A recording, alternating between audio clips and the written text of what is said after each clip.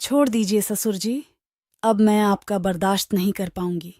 बहुत दर्द हो रहा है। बस करिए जितना मर्जी हो। आराम आराम से करिए। आज तो पहला दिन है। जी हाँ दोस्तों, ऐसा ही मेरी बहू मुझे कह रही थी। आज मैं आपको पूरी कहानी बताने जा रहा हूँ। मैंने कोई ज़बरदस्ती नहीं की थी और ना ही मैंने खुद से ही ऐसा कुछ किया, हालत ऐसा बना दिया था। मेरी बहू ने मुझे यह सब करना पड़ा। मेरा नाम श्यामलाल है। मेरी पत्नी का देहांत कई साल पहले हो गया था। मेरा एक बेटा है जिसकी शादी मैंने जल्द ही कर दी ताकि घर में एक औरत आ जाए।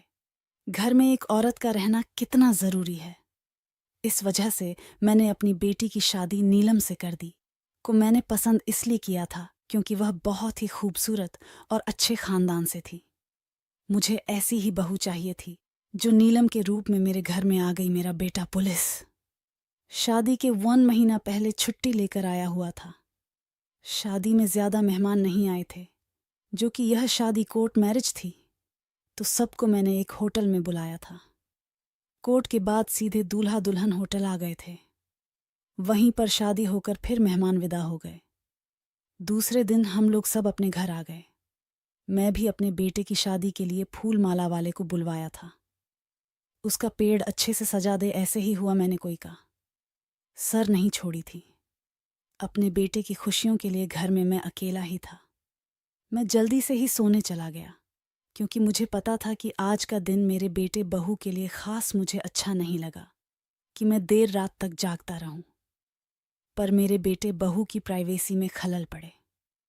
रात को अचानक नींद खुली तो मेरे बेटे और बहू में लड़ाई हो रही थी। मैं हैरान हो गया। शादी के पहले ही दिन लड़ाई में बीच बचाव नहीं करने गया।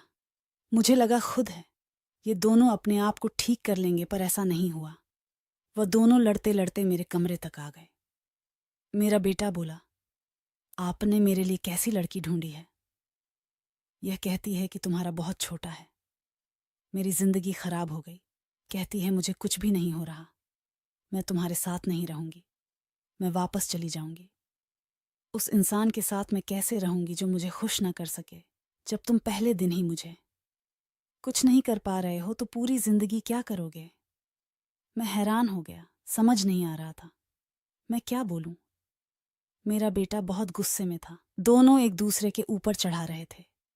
मैं समझ नहीं पा रहा था कि लड़की जो पहली बार बहू बनकर आई है, और उसका यह रूप देखकर मुझे बहुत गुस्सा आने लगा था।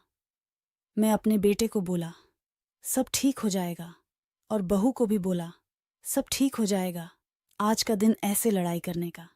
तुम दोनों एक दूसरे के लिए नए हो, किस वजह से ऐसी दिक्कत हो रही है? आगे जाकर शायद ऐसी दिक्कत नहीं होगी। मेरी बहू कोई दिक्कत कैसे नहीं होगी, इसका तो खड़ा भी नहीं होता। मैं अपने बेटे को पूछा, क्या बात है बेटा? उसने बोला, पापा मानता हूँ मुझे अभी दिक्कत है। पुलिस की ट्रेनिंग में चोट लग गई थी, इस वजह से अभी दिक्कत हो रही। बोला है कुछ दिनों में ठीक हो जाएगा। इतना सुनते ही मेरी बहू और भी ज्यादा आग बबूला हो गई और बोली, जब तेरे में दम नहीं था तो मेरे साथ तुमने शादी क्यों किया? इतना सुनते मेरा बेटा तुरंत ही घर छोड़कर चला गया। मुझे लगा कि मेरा एक ही बेटा था, वह भी मुझे छोड़कर चला गया है। मैं बहुत गुस्से में हो गया। जाकर मैंने बंद किया। वापस आकर देखा तो बहू बेड पर बैठी हुई थी। मैं गुस्से में लाल था तो मैं उसको जाकर डालते हुए बोला, क्यों तेरे में इतनी गर्मी है? वह बोली, तो क्या करोगे तुम, सही करोगे? इतना सुनते ही मैंने कहा, हाँ मैं भी देखता हूँ तुम्हारे अंदर कितनी गर्मी है। तुरंत ही उसे बेड पर लिटा दिया और फिर वही क्रिकेट वाला मैच शुरू हो गया। सुबह जब मेरा बेटा घर आया तो सब कुछ बदला बदला सा हो गया था। मेरी बहू ने मेरे बेटे को सॉरी बोली। फिर हम तीनों ही खुशी खुशी रहने लगे।